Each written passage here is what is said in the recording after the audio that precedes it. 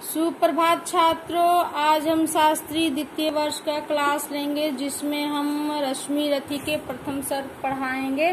छात्रों उससे पहले हम आज से पहले आप लोगों को परसों 20 तारीख को क्लास लिए थे जिसमें पद पढ़ा रहे थे। काव्य रश्मि रथी खंड काव्य पढ़ा रहे थे, उसके पदों को पढ़ा रहे थे, कविताओं को पढ़ा रहे थे छात्रों।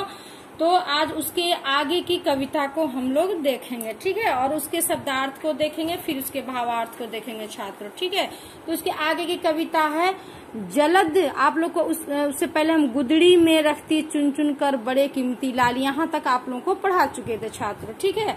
आज हम आप लोग को पढ़ाएंगे जलद पटल में छिपा किंतु रवि कब तक रह सकता है, युग की अवहेलना सुरमा कब तक सह सकता है, पाकर समय एक दिन आखिर उठी जवानी जाग, फूट पड़ी सबक समक्ष पौरुष की पहली याद।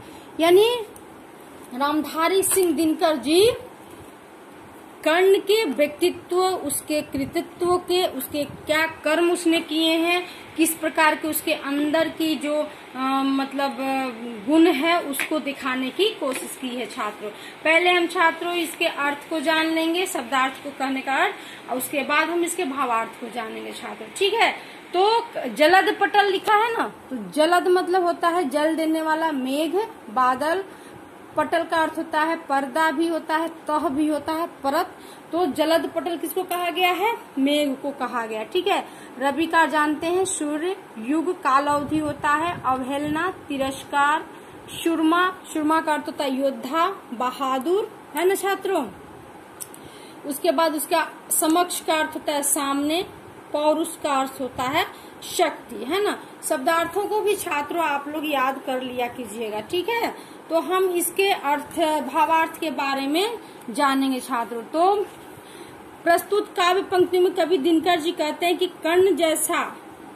कर्ण जैसा सूर्य कब तक बादलों के बीच छुप सकता है ना। वो ऐसा सूर्य है, जैसे देखते हैं ना कि जब कभी बादल मेघ बरसता है तो सूर्य नजर नहीं आते हैं, तो बिल्कुल दिनकर जी ने सूर्य की तुलना, ये कर्ण की तुलना सूर्य के समान किया है कि बिल्कुल वो सूर्य तो पुत्र थे ही कर्ण, फिर भी उन्होंने कहा है कि वो कर्ण एक ऐसा सूर्य है जो कब तक उन बादलों के बीच छिपा रहेगा, कभी न कभी तो वो निकल कर, यानी कि वो अपने व्यक्तित्व को लेकर उपस्थित हमारे सामने होगा, है ना।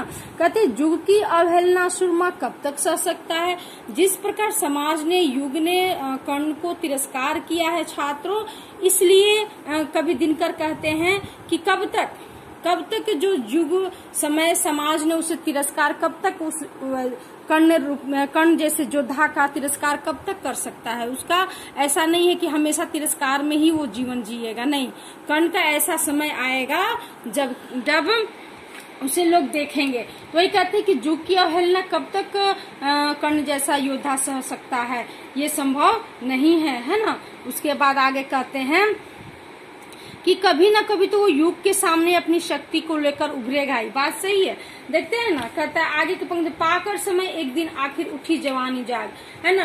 रामधारी सिंह दिनकर यहाँ जवानी शब्द का प्रयोग किया है। यह एक तरह से छात्रों उनकी योग्यता, उनके गुण के बारे में कह रहा है कि आखिर कभी ना कभी वो कर्ण जैसा योद्धा कभी न कभी समय पाकर अपने समय के अनुसार, परिस्थिति के अनुसार वो उठेगा ही। और ऐसा होता है कि एक ऐसा समय आता है जब वो वीर पुरुष अपनी जवानी रूपी योग्यता को लेकर युग के सामने उपस्थित होता है।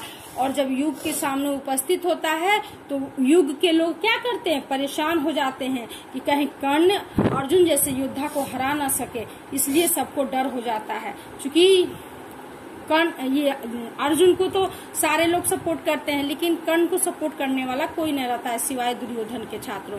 तो आगे की पंक्ति में देखें, फूट पड़ी सबक समक्ष पौरुष की पहली आग।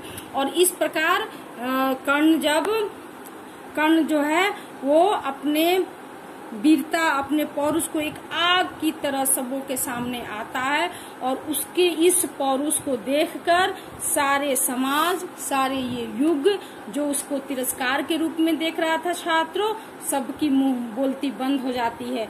और क्योंकि अर्जुन का टक्कर देने वाला कौन था, सिर्फ कर्ण ही था, और इसलिए इसलिए सभी दंग रह जाते हैं और सभी चाहते हैं कि किस प्रकार हम कर्ण को अर्जुन के समक्ष से हटाएं।